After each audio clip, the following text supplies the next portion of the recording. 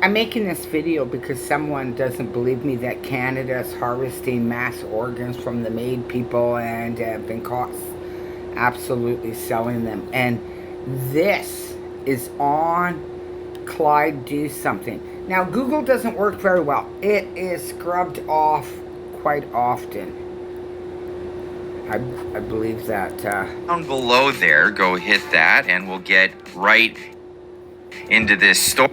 Okay, this guy is a fabulous Canadian. He's one of the rare 10%ers. So, I think this is really important. If you're going to take people out with MAID, Canadians, you can't stay in the ignorance. You got to know what the fuck your government's doing, because you're going after the kids and you're going after the babies. And we discovered from Epstein Island, they eat the fucking babies.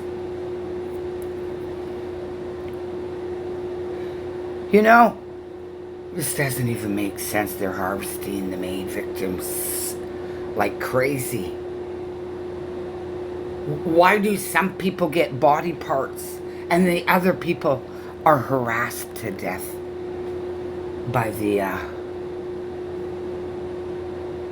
demented Canadian medical people? I don't have any respect for you medical people. You're not allowed to touch my dog. You remind me of the Nazis, and you can go look it up when nurses killed. You're in there. You're in there. You're just, you know, same behavior, same words. So I'm going to let this play for a while. I'm really upset that someone would tell me, you know, without doing any research, that no, Canada isn't this vile. But it is. I absolutely hate qualifying for the fucking MAID program. And I know every day. I think today is 1009 or 1010 days since, you know, I found out when they were going to take out Mary Lou, who wasn't dying, and they had been promising, oh, we're not taking out people that aren't dying. Yeah, you are. You're picking people off in my neighborhood. And the feeling you get of knowing that your fellow Canadians would kill you if your PTSD ever got out of control and you had a psychotic break again is absolutely horrific. Makes you think Canadians are monsters. It's a form of torture knowing your fellow Canadians would take you out. Anyway, he's one of the 10% good peoples. Now, I put this out on Twitter. I said, you're more likely to be killed by your government in Canada than by a gun in America. Let that sink in. And believe me, a lot of people were doubting that as a legitimate statistic. It's actually a legitimate statistic. Here it is. Jeremy putting this out there, retweeting this, saying, this is actually correct. In 2024, 343 people died with medically assisted suicide in Canada. That's right, the medical assistance in dying in Canada. And in the US, 44,400 roughly died from guns. So in Canada, 1 in 20 who died from medical assistance in dying in 2024. And in the US, 1 in 90 died as a result of guns out of those who died. So if you look at all those people that say, be afraid of America, they got guns, and lots of people are dying. More people are dying in Canada at the hands of the government, and that's actually a fact. Euthanasia is the 5th leading cause of death in Canada. Now stick around to the end of the video, because a lot of people are saying, well, Clyde, you don't choose to be shot by a gun. People are signing up for euthanasia. Well, we're going to get into the dark side of this and how this actually isn't the choice of people. So stick around to the end of the video, because we're going to get into that. Now, on the little bit of lighter side, this satirical sign here saying, doctor, waiting room. If you die whilst on the list, on the waiting list, to see the doctor, please cancel your appointment, because you might delay things for other people. I know in Canada, Canadians are very proud of the socialized medical system and boast about it, how it's so much worse in other places without actually seeing how it is in other places. The reality is a lot of people are, while on these waiting lists, are being pressured into opting for euthanasia. That's correct. A lot of people are doing this, and this isn't the only thing that's happening in Canada. In fact, people's charity is being used against them, as we've seen recently in headlines. Blood donors surprised to find out that that's right, that blood you've been donating to help save people who maybe got in a car accident in Canada, or perhaps they need it because they're having a surgery and it requires blood transfusions, or perhaps what have you. It's for Canadian people that need it and are in need, so you donate your blood. Well, it turns out the Spanish drug maker is taking that free blood and making pharmaceutical products out of it and turning a huge profit. In fact, if you think this fringe stuff that you've never heard of, well, here's conservative MP Dan Mazier tweeting about this and even making a video on it. The Liberals refuse to explain why foreign companies are quietly cashing in on Canadian blood donations without donors even knowing about it.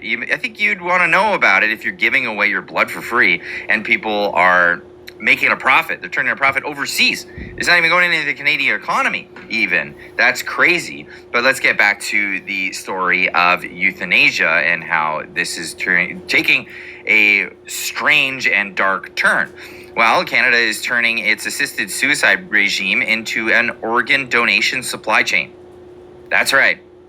This is something that ethicists have warned that harvesting organs from euthanized patients could result in pressuring people to opt for death so that their organs can be used by those with a better prognosis. And when people are on a giant waiting list for organ donation, what do you think's going to happen? We've heard about this kind of thing happening and the ethics of what's been going on with Uyghur Muslims and the Falun Gong in China, which they're very hush-hush about. We can't talk about that. And if we brought this up even in the Canadian news, we'd have, because there's a lot of pressure coming from China to be quiet about this. Your Camus on X saying Canada has achieved a grim medical milestone, the world's first successful heart transplant from a patient euthanized via MAID. 38-year-old man with ALS was lethally injected. Just 7 minutes after his heart stopped, it was reanimated, transported to the United States, and transplanted. This marks a terrifying new frontier in organ donation after euthanasia, UDE, as it's called. It's so commonplace in discussions that they actually have an acronym for it, where Canada is now a world leader. The numbers are exploding. 136 of 286 global UDE cases by 2021 were Canadian. 5% of all organ transplants in Canada in 2024 used organs from the euthanized. Medical reports themselves warn of the concern.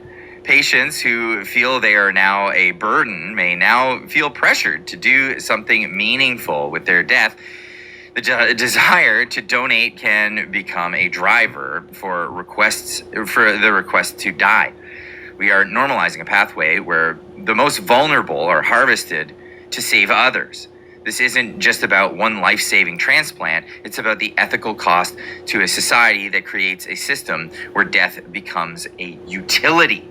And it gets even more grim. Here's a discussion on, this is crazy, from the NIH. Personalism and boosting organ reservoirs, and you'll see what this ERVO in the reservoirs stands for. A consideration of euthanasia by removal of vital organs in the Canadian context. Now, this is talking about ERVO. What is ERVO? It's euthanasia by removal of vital organs. Right? We're not. This isn't euthanasia, all on its own. This is the idea of euthanizing people by removing their organs. It is a theoretical extension of the medical assistance in death with an increased plausibility of implementation in light of the rapid expansion of assisted death eligibility laws and criterias in Canada. Wow, they're just making it super easy for people to go into medical assistance in dying that they're even talking about this. ERVO entails removing organs from a living patient under general anesthesia as the mechanism for death. That's right, they're talking about this. Hey, how can we utilize what people are, they're dying anyway, so why don't we get into that? Avery's, this is where it gets really, really crazy, because organ donation is no longer in Canada. It's quickly becoming something you don't even opt into. This is something you're automatically opted into, and you have to opt out if you want them not to harvest your organs. Perhaps if you're just fighting for your life and then they're going, I don't know if he's going to make it. Imagine that. Imagine that discussion over your body as you're trying to survive perhaps an accident or an injury or something. And you have people chomping at the bit to see what they can get out of you. This is news from back in 2023. Avery's Law makes organ tissue donation automatic in New Brunswick, with some exceptions, of course. Province becomes the second jurisdiction in Canada after Nova Scotia to move to this model. This is something that's happening all over the place, and believe you me, if it's happening over there, it seems that the test cases are always in Nova Scotia, New Brunswick kind of thing. They're about to take everybody's guns away. They're starting over there. So they're starting with all this other stuff. Test it there, bring it everywhere else. New Brunswick moves towards deemed consent. Organ and tissue donation. Change is expected to take at least 2 years to implement, but this is something that's going to happen. This is a dangerous, slippery slope and dangerous territory. Now let's get into exactly what's going on with this and what are the ethics around this. Now this is AP, not exactly the most left-leaning news outlet, but not the most right-leaning news outlet, but this is what they had to say. Disturbing. Experts are troubled by Canada's euthanasia laws. Now this is the story of Mr. Alan Nichols. Alan Nichols had a history of depression and other medical issues, but none were life-threatening. When the 61-year-old Canadian was hospitalized in June 2019 over fears he might be suicidal, he asked his brother to bust him out as soon as possible. Within a month, Nichols submitted a request to be euthanized, and he was killed despite concerns raised by his family and a nurse practitioner. Now, they wrote the story, and this is the testimonial of Trish and Gary Nichols, the relatives, the brother and wife of the brother of this man. And this is the story. Our brother Alan Nichols received medical assistance in dying, assisted suicide in July 26, 2019, when MAID was still reserved for those whose death was foreseeable, so someone who was imminently about to die. Alan did not meet the MAID criteria. He did not even have a foreseeable death. He struggled with recurrent mental health issues, but always recovered. June 16th, 2019, Alan was placed unwillingly in an ambulance, taken to Chilliwack Hospital, admitted under the Mental Health Act for his own safety and protection after a neighbor called the RCMP for a wellness check. Jerry flew from Edmonton to see Alan that very day. Alan asked Gary to bust him out, but Gary thought he would be safer in the hospital and to get the help that he needed. My husband lives each day now with the deep regret for making the... This is so stressful for me. I cannot even state how stressful it is that these demonic Canadians, depraved, want to take kids out and babies. And I listen to these depraved politicians you guys voted in the parliament during the pandemic, talking about taking out babies not born right. Are you really that fucking depraved? And giving parents a year to decide whether they like their baby.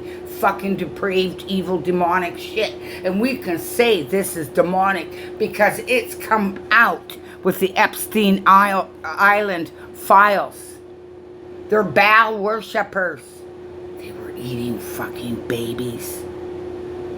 And you want to harvest babies and children, you fucking monsters. Well, we're still... Yes, I did find out that they're selling body parts.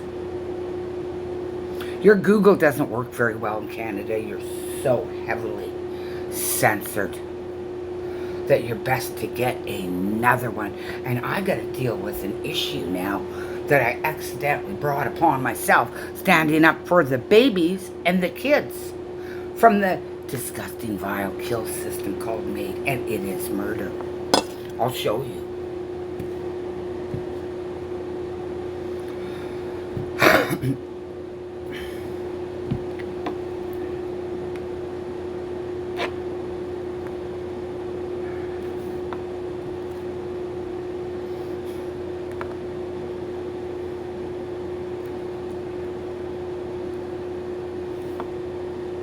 Of people who are veterans.